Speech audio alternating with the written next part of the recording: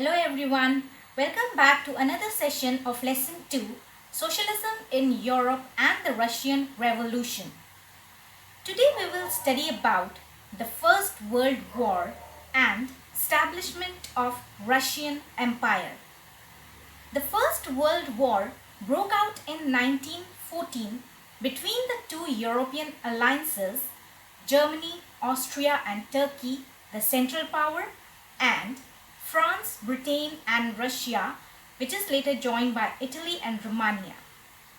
Each country had a global empire and the war was fought outside Europe as well as in Europe. In Russia, the war was initially popular and people rallied around Tsar Nicholas II. As the war continued, though the Tsar refused to consult the main parties in the Duma, support became less. Anti-German sentiments ran high, as can be seen in the remaining of St. Petersburg, a German name as Petrograd.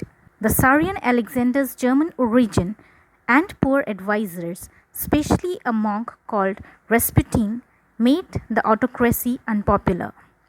The First World War on the Eastern Front differed from that on the Western Front. In the West, armies fought from trenches stretched along eastern fronts.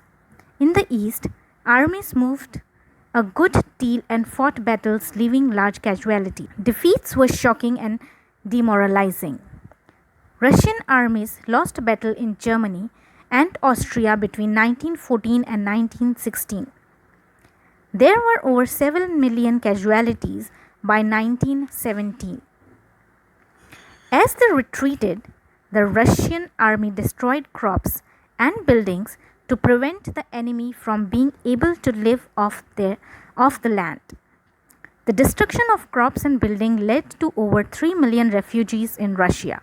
The situation discredited the government and the Tsar's soldiers did not wish to fight such a war. The war also had a severe impact on industry. Russians' own industries were few in number, and the country was cut off from other suppliers of industrial goods by German control of the Baltic Sea.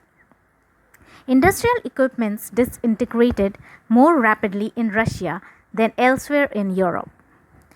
By 1916, railway line began to break down. The men who were physically well were called up to the war. As a result, there were labor shortages and small workshops producing essentials were shut down.